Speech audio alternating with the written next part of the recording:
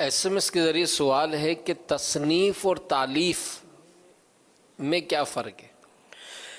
ہاں، تصنیف وہ ہوتی ہے کہ جس کو رائٹر جو اپنے خود لکھے اپنے قلم سے، اور تالیف ہوتی ہے دوسری کتابوں سے نکال کر اس کو جمع کر کے پیش کرے کتاب، یہ تالیف۔ عام طور پہ یہ کتابیں تالیف ہوتی ہیں، تصنیف کمی ہوتی ہیں دوسری کتابوں سے۔ اسلامی کتابوں میں تو ویسے ہی ایک ضرورت ہوتی ہے کہ وہ دوسری کتابوں سے لیا جائے مواد۔ اب اللہ بہتر جانے یہ ایک سمجھ سکا ہوں میں، ورنہ یہ کہ اب جیسے بہار شریعت کے اوپر لکھا تو مصنف بہار شریعت ان کو فرماتے ہیں، کہتے ہیں علماء، لیکن یہ کہ بہار شریعت تو یہ انہوں نے لکھی ہی نہیں ہے نا، ان مانو کر مسئلہ کوئی بھی اپنی طرف سے نہیں لکھا، سارے فقہ کی کتابوں سے وہ جزئیات یعنی مسئلے لیے انہوں نے عربی کے، ان کو ترجمے کیے اردو، اور ان کو پھر کہیں کہیں اپنے طور پر اپنی فقاہت اور علمی صلاحیت کی بنا پر ان کی وضاحتیں کی، وہ ایک الگ چیزیں۔ تو ان مانو کر وہ بہار شریعت کے مصنف کہتے ہیں علماء ان کو۔ تو اب خدا جانے، ہو سکتا ہے میں نے جو تصنیف اور تالیف کا فرق بیان کیا وہ ہو سکتا ہے غلط ہو، اب میں بھی کوئی فیصلہ نہیں کر پا رہا۔ مترادف بھی استعمال ہوتا ہے اور فرق بھی کیا جاتا ہے، فرق بھی کیا جاتا ہے اور مطلقاً بھی استعمال ہوتا ہے، یہ کوئی صحیح کوئی شرعی مسئلہ بھی نہیں ہے۔ جو تالیف ہو یا تصنیف ہو، دینی کتاب کے تعلق سے دونوں میں علم ہونا ضروری ہے۔ آج کل یہ کئی تالیفات اور تصنیفات ہو رہی ہیں جو بعض اوقات تو ایمان لیوا ہوتی ہیں، جان لیوا تو نہیں ہوتی۔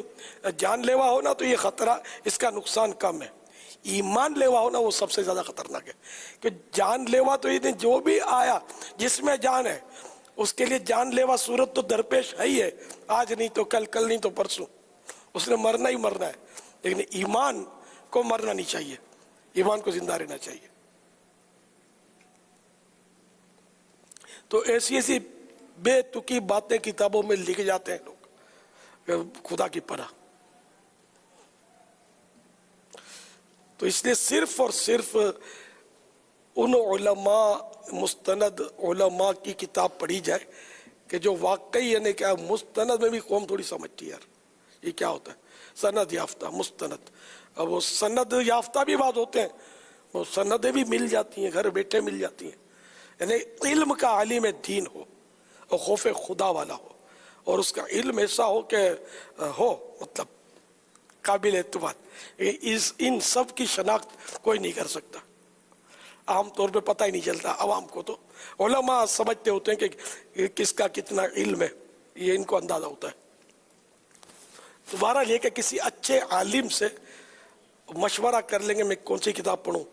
اور مکتبۃ المدینہ جو کتابیں چھاپتا ہے نا، یہ اپنے علماء کی کتابیں ہوتی ہیں، المدینۃ العلمیہ والوں کی کتابیں ہوتی ہیں، تو ان کو آپ پڑھیں، ان کو پڑھ لیں تو بعد میں مشورہ کرنے نکلنا کہ اور کس کی کتابیں پڑھوں۔ بہار شریعت بھی تو مکتبۃ المدینہ نے چھاپی ہے، فتح رضویہ شریف نہیں چھاپ سکے تو چلو وہ چھپی ہوئی مل جاتی ہے، اس کو پڑھیں فتح رضویہ شریف کو۔